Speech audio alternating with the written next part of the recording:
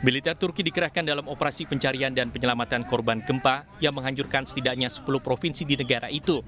Jumlah korban kini telah mencapai 41.000 jiwa dan diprediksi akan terus bertambah. Tim SAR terus berupaya menyelamatkan sebanyak mungkin orang yang masih tertimbun puing-puing reruntuhan.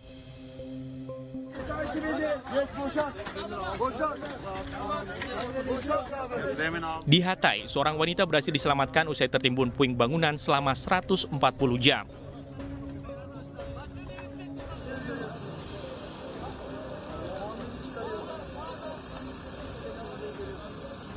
Di lokasi lainnya, kakak beradik harus bertahan selama 198 jam di bawah reruntuhan rumah mereka sebelum akhirnya mendapat pertolongan dari tim SAR.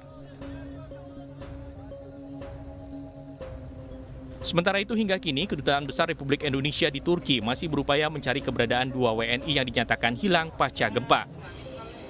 Sebelumnya, 2 WNI yang merupakan ibu dan anak dinyatakan meninggal dunia dalam gempa Turki. Saat ini dari 500 WNI kita hampir semua selamat, hanya ada yang tidak mau dievakuasi atau tidak minta dievakuasi karena sudah dapatkan tempat safe house di keluarganya, ada 120. Dan untuk mengetahui kondisi terkini pasca gempa, kita langsung menuju ke kota Marrakesh bersama rekan kami, Camar Haindah. Ya, Camar, seperti apa proses evakuasi korban dan juga bangunan yang terdampak gempa di Turki? Baik, selamat siang waktu Turki, Stefani dan juga pemirsa beserta dengan April. Saat ini saya sudah berada di atas puing-puing reruntuhan dari kota Marrakesh, Kahramanmaras, Turki, yang ini menjadi salah satu pusat dari perkantoran dan juga pusat perbelanjaan. Bisa lihat di belakang saya, ini adalah bangunan dari perbelanjaan, kemudian di sampingnya ini adalah bangunan dari kantor, yakni kantor perkantoran-perkantoran yang memang biasanya banyak sekali masyarakat yang bekerja di sini. Tadi kami juga sempat berbincang bersama dengan salah seorang bapak-bapak yang dia mengaku bahwa sudah 8 hari menunggu di sini, menunggu keluarganya dan juga ada kerabat-kerabat kantornya yang masih ada di puing-puing reruntuhan dan saat ini masih belum ditemukan. Bisa dilihat untuk proses dari evakuasi masih terus dilakukan, sejumlah peralatan logistik dan ini mengerahkan lebih dari 233.000 petugas yang terdiri dari rescue dari sejumlah negara tetangga, kemudian juga tadi kami melihat ada dari kepolisian setempat dan juga dari tentara yang berjibaku untuk bisa bekerjasama mencari apakah masih ada jenazah yang bisa ditemukan. Nah, untuk saat ini penanganan dari korban gempa, memang ini sudah dievakuasi lebih dari 150 warga Kahramanmaras ke sejumlah provinsi-provinsi yang lebih aman.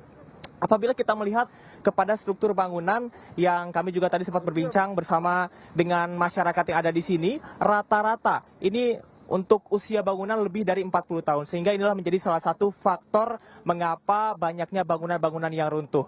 Namun meski begitu, pihak otoritas dari pemerintah Turki ini menyebutkan bahwa ada 131 tersangka dari pihak pengembang yang juga diperiksa dikarenakan ada bangunan-bangunan yang tidak sesuai dengan SOP. Kami akan terus memantau juga bagaimana nantinya proses evakuasi yang dilakukan karena menurut informasi dari Presiden Erdogan menyebutkan bahwa selama 1 tahun ini mereka tidak akan bisa kembali ke rumahnya. Artinya 1 tahun ini adalah jangka waktu estimasi dari pemerintah untuk bisa membersihkan seluruh puing-puing ini dan tentunya harapan kita bersama selain dari bersihnya puing-puing ini adalah bagaimana nantinya jenazah bisa diberikan kepada keluarga dan harapan-harapan bahwa masih ada yang hidup di sini karena kami masih melihat keluarga-keluarga yang masih menunggu di sini untuk bisa menemukan secara harapan bahwa keluarga mereka masih bisa ditemukan dengan selamat.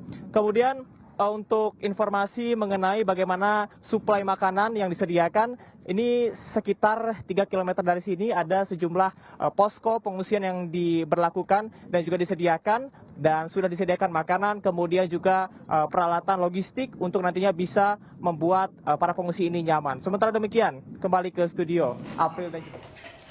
Baik, terima kasih Camar melaporkan langsung dari Turki. Selamat bertugas kembali dan tetap jaga keselamatan. Pemirsa, informasi tadi sekaligus mengakhiri kebersamaan kita dalam iNews sore hari ini. Anda bisa menyaksikan siaran digital iNews TV di 28 UHF untuk wilayah Jabodetabek. Tetap jaga protokol kesehatan. Saya Stefani Patricia. Dan saya Aprilia Putri. Terima kasih. Sampai jumpa.